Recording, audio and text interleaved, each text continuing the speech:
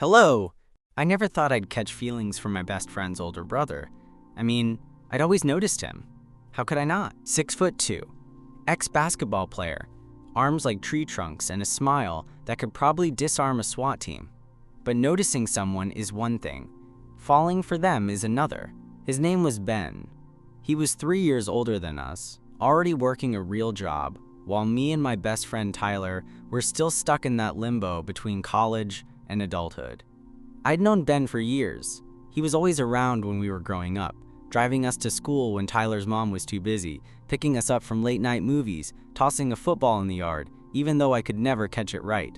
Ben was the golden boy, smart, athletic, charming, and very, very straight. At least, that's what I thought. It all started when Tyler invited me to spend a few weeks at their lake house that summer. His parents were doing some European cruise thing, and they said we could use the place as long as we didn't destroy it. Just me and Tyler hanging out, grilling burgers, maybe some kayaking, playing old video games. The usual. What Tyler forgot to mention was that Ben had just moved back in temporarily, some apartment renovation or breakup or something, and was staying at the lake house too. I found out when we pulled into the driveway, and there he was, standing on the porch in joggers and no shirt, sipping iced coffee like some kind of Calvin Klein ad. "Oh," I said, trying not to sound as startled as I felt. "Didn't know Ben was here," Tyler shrugged, tossing his duffel onto the porch. "Yeah, just for a bit. You guys don't mind sharing a bathroom, right?" I minded. I minded very much. But I said no, of course not, because I didn't want to sound like a weirdo. Ben looked up and grinned when he saw me. "Hey, stranger," he said, voice deep and warm. "You got taller? Or did I just shrink?" I laughed, too loudly. "Definitely you. You're falling apart now that you're 30. 28, he corrected, smirking.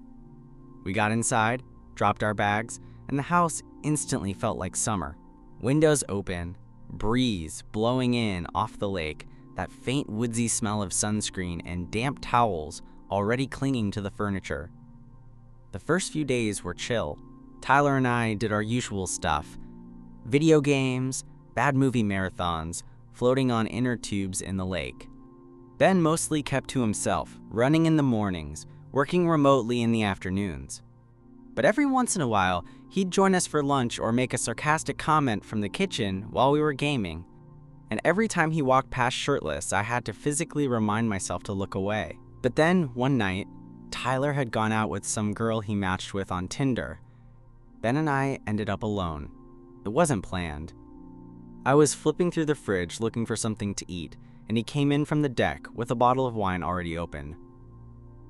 "Tyler bailed?" he asked. I nodded.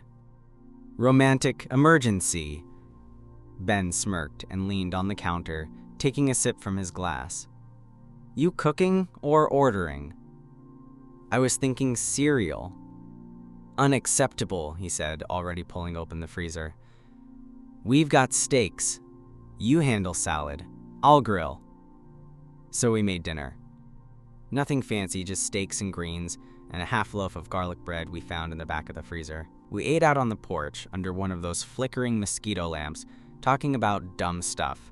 His job, my classes, this squirrel that kept stealing birdseed from the feeder. It was easy. Too easy. I'd forgotten what it felt like to be around him without Tyler as a buffer.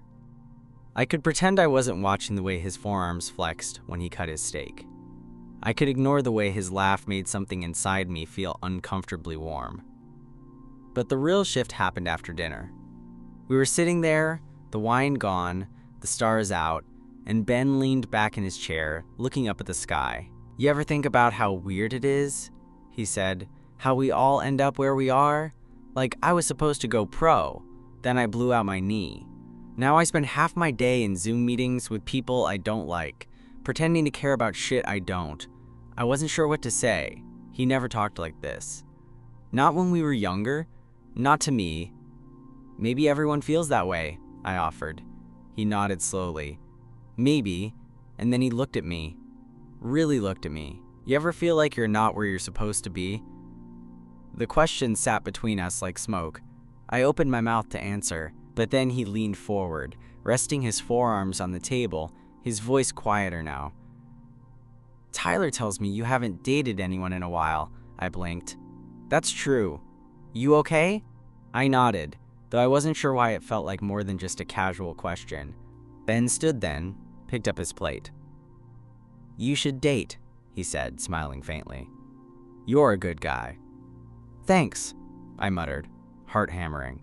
That night, lying in bed, I couldn't stop thinking about the way he'd looked at me. Not just the words, but the tone, the pause, something else. Something was changing. I just didn't know what it meant yet. The next morning, I woke up later than usual. The sun was already high, bleeding through the cheap white blinds, and I could hear someone moving around in the kitchen. I figured it was Tyler, until I walked in and saw Ben at the counter, shirtless again, flipping pancakes like some kind of domestic Greek god. He looked over his shoulder and smirked. Morning, sleepyhead. I made too much. I rubbed the back of my neck. Pancakes for breakfast? That's bold. Recovery food, he said. Did a 10K this morning? Of course he did. I sat at the island, grabbing a plate. There was something weirdly domestic about it, the two of us sitting there eating pancakes in this quiet lake house, while Tyler was nowhere to be seen. He texted around noon, said he was crashing at Lauren's place for another night. Don't wait up. So it was just Ben and me. Again. We ended up spending the afternoon by the water. Not doing much. He brought a book, I brought a speaker, and we floated in the shallows, barely talking. Every now and then I'd glance over at him, watching the way the sun lit up the beads of water on his chest, the way his lashes were too long for someone that masculine. He caught me once and smirked. What? I asked, trying to play it off. Just wondering what's going on in that brain of yours, he said. I shrugged. Not much, just soaking up sun. He nodded slowly, eyes still on mine for a second too long. Good. You could use a little loosening up. That night, after we grilled again, we ended up watching a movie, some action flick Ben picked. Something with car chases and explosions and nothing that required actual brain power. At some point, I noticed his leg was pressed up against mine on the couch. Not in an obvious way, not enough to scream anything, just there, close, warm, and he didn't move. I froze, tried to act normal, didn't want to read into it, but the heat from that one point of contact traveled up my spine like electricity. When the movie ended, we both sat there in silence for a minute. The credits rolled, the room dim except for the blue glow of the screen. Then Ben turned to me. You ever wonder why some people just don't do what they want? He asked. I looked at him. His tone was serious, low, like he was teetering on the edge of something. What do you mean? I asked. He ran a hand through his hair, suddenly restless. Like, they think about it, want it, maybe even get close to it, but they don't move, don't do anything. Because it would change everything. I swallowed. Yeah, I think about that a lot. His eyes locked with mine then, sharp and unblinking. And for one terrifying second, I thought he was going to kiss me. But he didn't. He just stood up, cleared his throat, and said, I'm going to crash early. Long run tomorrow. And just like that, the moment was gone. I sat there for another hour, heart still pounding, trying to convince myself it was nothing. That I was imagining things. That Ben was just being Ben. But then the next morning, something happened that made it impossible to ignore. I was brushing my teeth when he came in shirtless, again because apparently shirts were optional this entire trip, and walked past me to grab something from the cabinet. Sorry, he said casually, but his eyes lingered in the mirror. Didn't mean to crowd you. No worries, I said, toothpaste foaming in my mouth. He stood there for a second, then said, You've been working out. I spat into the sink, startled. A little, he nodded, smirking. Looks good on you. I looked at him, unsure if I was hearing things, but his expression was unreadable. Calm. Confident. Like he knew exactly what he was doing. The rest of the day was weird. Quiet. He barely said anything, didn't hang around much. Then that night, I couldn't sleep. I kept tossing and turning, brain replaying every weird comment, every too long stare. Around 1 a.m., I got up to grab a glass of water. and that's when I saw him. Ben was standing in the kitchen, barefoot in just his pajama pants, drinking from the faucet. He turned when he heard me and smiled faintly. "Can't sleep either?" I shook my head. He leaned against the counter, eyes on mine. You ever wonder if you're the only one thinking about something when maybe the other person's thinking the same thing? The question hit me like a punch. I took a step forward. "Ben." He set the glass down, moving toward me slowly. And then, just like that, he reached out, brushed his fingers lightly across my arm, just a touch, but it was enough to shatter whatever distance we had left. "You feel it too, don't you?" he whispered. I didn't answer. I didn't have to. I didn't sleep that night. After that whisper, "You feel it too, don't you?" Ben didn't wait for a response. He just stood there watching me like he was daring me to say something, do something. But I didn't. I froze. He gave me a sad sort of smile, turned, and walked back to his room without another word. I stood in the kitchen for what felt like forever, heart thudding in my chest, the room too quiet, too heavy. And when I finally did make it back to bed, the silence didn't go away. If anything, it got louder. I thought maybe the next morning would be awkward, but when I came downstairs, Ben was already gone, out on another run apparently. Tyler was back too, chipper and hungover from whatever night he'd had with Lauren, totally oblivious to the hurricane brewing between me and his older brother. And for the next 2 days, it was like nothing had happened. Ben acted normal, polite, friendly, distant, not cold, just measured, like he was trying to reset things, put the lid back on. And I let him. But the tension was still there. Every time we crossed paths in the hallway, every time our hands almost touched when we reached for something in the fridge, every time he looked at me just a second too long before glancing away. It all came to a head the night we were supposed to go into town for drinks. Tyler bailed last minute, another excuse involving Lauren, and it ended up just me and Ben once again. "You still want to go?" I asked, keys already in hand. Ben hesitated. "Actually, can we talk?" My stomach dropped. He gestured toward the back deck. It was dark out, just the faint glimmer of moonlight on the lake, the air warm and thick with summer. We sat on the steps, the old wood creaking under our weight. "I wasn't trying to mess with you," he said, eyes fixed on the water. "I need you to know that." I nodded, silent. "I've been confused for a long time," he continued. "It's not about a label or suddenly realizing something about myself. It's more like I started feeling things I didn't expect, for someone I didn't expect." He finally looked at me, and I felt pinned to the spot. "It's you," he said, voice soft. "It's always you when I think about this, about what it might mean. And I'm terrified of ruining everything." I swallowed hard. "You haven't ruined anything." He let out a breath, like he'd been holding it all week. "I just don't want you thinking I was playing some game, or that I didn't mean what I said."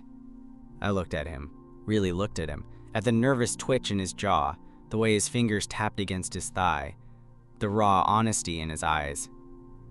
"You weren't wrong," I said quietly. His brow furrowed. "What do you mean?" I hesitated, then reached out, just lightly, fingertips brushing his knee. "I feel it too." He didn't move, didn't say anything, just stared at me, breath caught in his throat. Then, slowly, he leaned in. And this time, I didn't freeze. Our lips met, hesitant at first, like we were testing gravity, testing what was real. But the moment they touched, the hesitation vanished. It was soft, intense, careful, like we both understood how fragile the moment was. When he finally pulled back, his forehead resting against mine, he whispered, "Shit." I laughed. Quiet, breathless. "Yeah," he exhaled against my skin. "What do we do now?" I didn't have an answer. But for the first time all summer, I didn't feel confused. I didn't feel scared. I just felt right. "Maybe we start by not pretending anymore," I said. He nodded slowly, eyes still closed.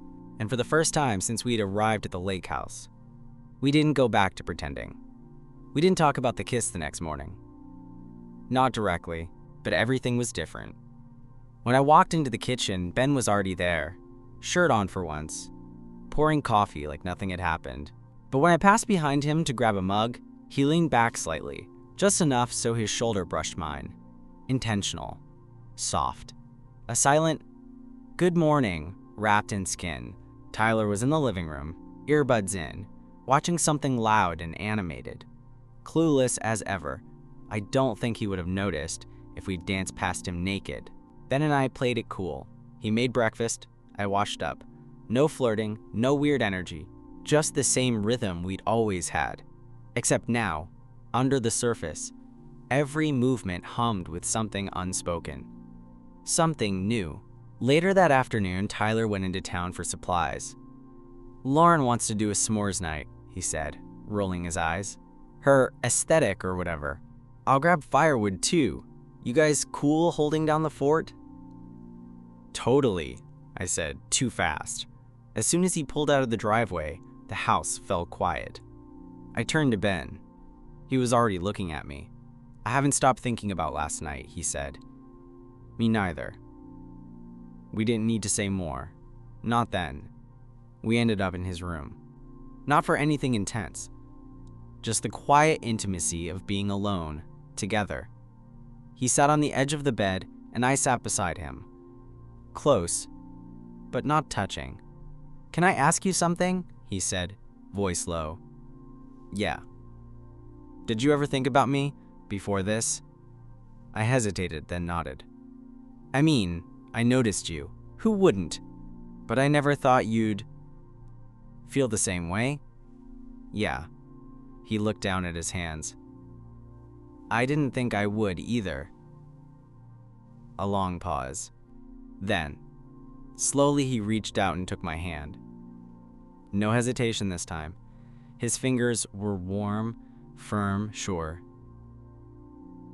"I don't know what this is yet," he said, "but I know I don't want it to be nothing." I nodded, heart thudding. Same. The next few days passed in this weird, beautiful blur. We stole moments whenever we could. Little things. Standing too close at the sink, brushing hands while passing the remote, sharing glances across the fire pit while Tyler and Lauren toasted marshmallows. It was a quiet kind of thrill, like being part of a secret only we understood. But it wasn't all perfect. One night, after Tyler had gone to bed and we were alone on the deck, I asked the question that had been gnawing at me. "What happens when we leave here?" Ben looked out at the lake, the moonlight catching the tension in his jaw. "I don't know." "You gonna tell him?" I asked softly. He didn't answer right away. "Eventually. I want to. I don't know how." I nodded, trying not to let the ache show. "I get it. He's your brother." "I've never done anything like this," he said. "Never even let myself consider it." I bit my lip. "Do you regret it?" He turned to me, eyes fierce. "No. Not for a second." That answer held me together. For now. But I could feel the clock ticking. The lake house was a bubble. But summer always ends. And we couldn't float here forever. Still, that night, as we slipped into our separate rooms, I paused at my door and turned back. He was standing in the hallway, watching me. Without a word, I stepped closer, pressed my lips to his, quick and quiet. A goodnight kiss, laced with the weight of all the things we weren't saying. When I pulled back, his hand lingered at my waist, thumb brushing lightly against my shirt. "You make it really hard to go slow," he whispered. "Then don't," I said. It happened the next night. Tyler and Lauren had gone into town again. Something about a movie and late-night tacos. Ben and I stayed back, claiming we were tired, but we both knew the real reason. The house was quiet again. Ours. We were in the kitchen when it started. I was drying dishes. Ben was putting away leftovers. We moved around each other in that familiar rhythm, except this time, when I turned to hand him a bowl, His hand didn't just brush mine. He took it, held it, set the bowl aside, and then he kissed me. Not cautious this time, not hesitant. It was full, unspoken, deliberate, like he'd spent all day thinking about it and finally gave in. His hands found my waist. Mine landed somewhere between his chest and his jaw. The counter dug into my lower back, but I didn't care. When he pulled away, his breath was shaky. "We should stop," he said, but he didn't move. I didn't say anything. I didn't need to. He leaned in again. The next thing I knew, we were in his room. Clothes half off, mine's fully gone, his lips on my neck, my hands tugging at his shirt. There was urgency, yes, but also something slower underneath. Something patient, something like reverence. He moved like he wasn't just exploring a body. He was discovering something that had been waiting just beneath the surface of both of us. Later, lying in the dark with the fan humming above and his chest rising and falling beside me, he whispered, "This doesn't feel wrong." "It doesn't," I agreed. "But it's gonna get complicated, isn't it?" I didn't answer. We both already knew.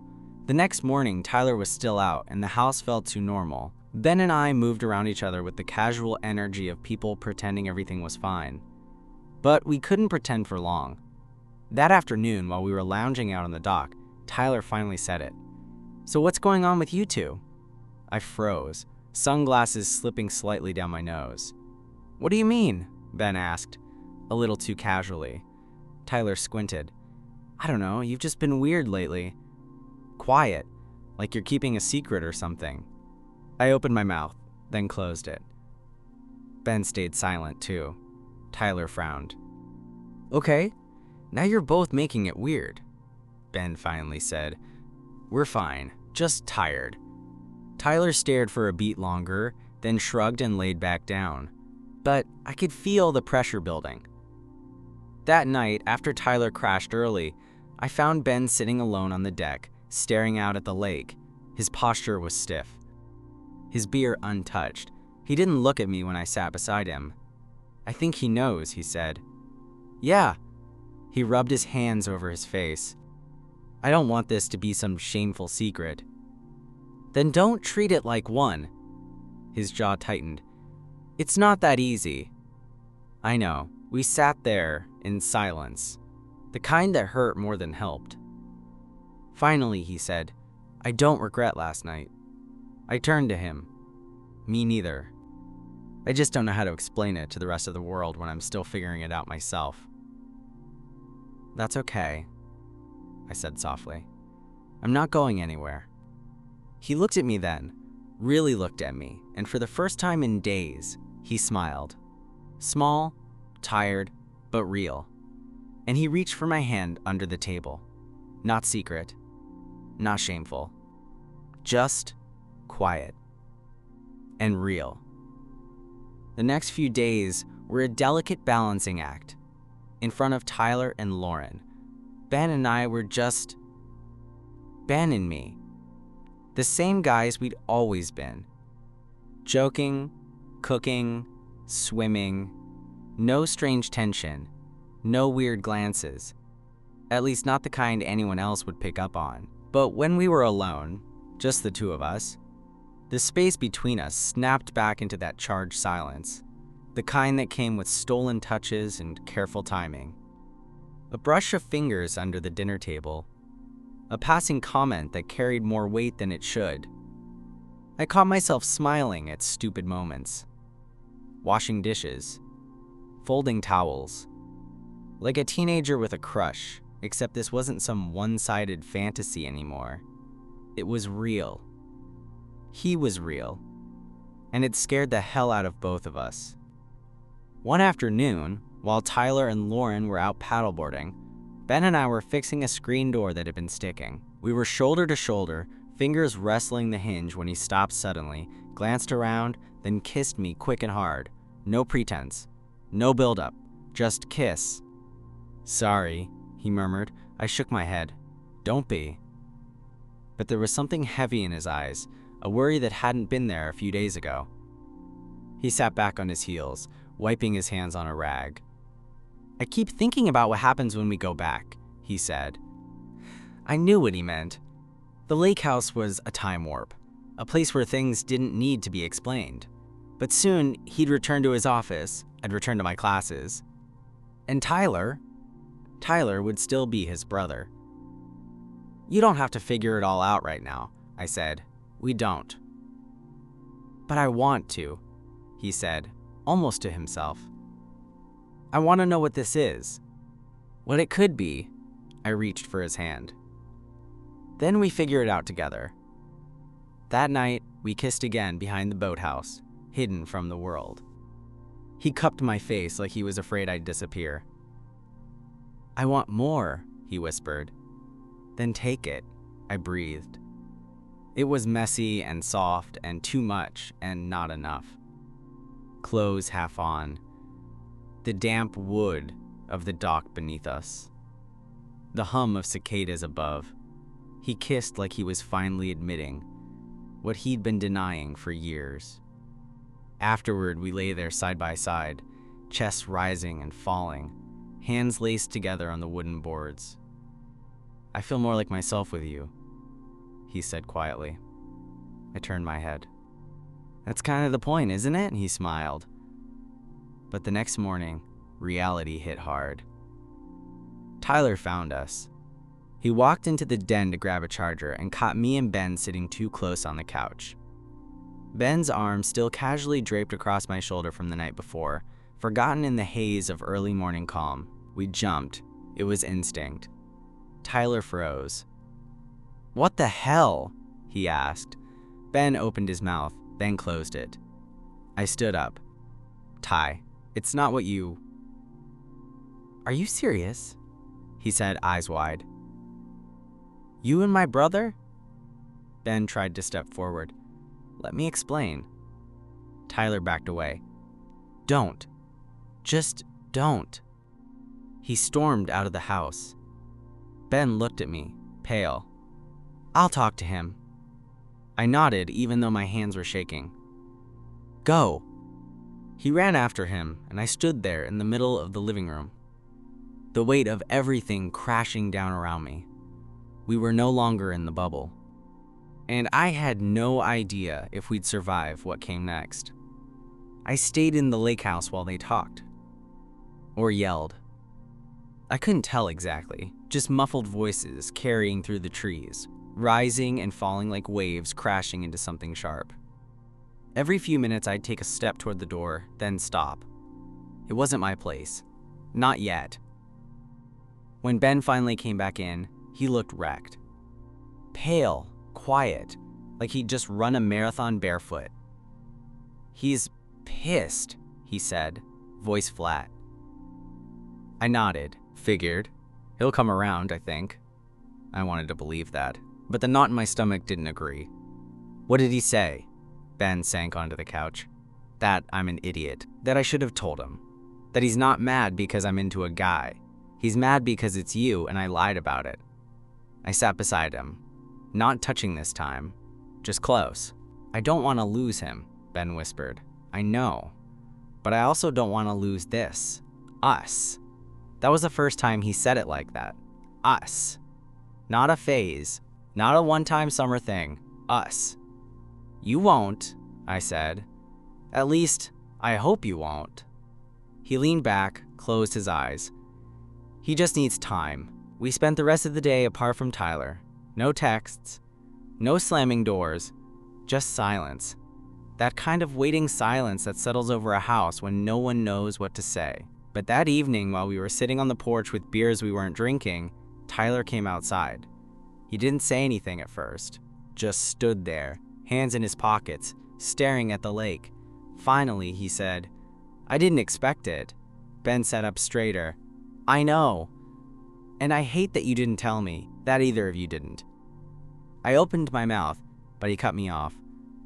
"But," he said, softer now, "I get it. Sort of." Ben nodded. I didn't know how. It's not exactly easy to explain when you don't even know what it is yourself. Tyler looked between us, his gaze landing on our not quite touching knees. So, what is this? A thing? A fling? It's real, Ben said. I swallowed. We're figuring it out. Tyler exhaled through his nose, then nodded once. Don't screw it up, and then he turned and went back inside. Ben looked over at me, blinking. That went better than I expected. I smiled. Told you he'd come around. He didn't say he was okay with it. No, but he didn't say he wasn't. We sat there in the quiet, the air cooling, the lake turning glassy under the last streaks of sunset. After a while, Ben reached over and took my hand. No hiding, no hesitation. So, what happens next? I asked. He squeezed my fingers. We go home. You go back to school. I go back to work. And maybe, maybe I take you to dinner. In public. I looked at him, heart thudding. Yeah? He grinned. Somewhere nice. With cloth napkins. I laughed, leaning against him. You know how to impress a guy. Only the important ones. The lake house didn't feel like a bubble anymore. It felt like a beginning. Thanks for watching. Goodbye.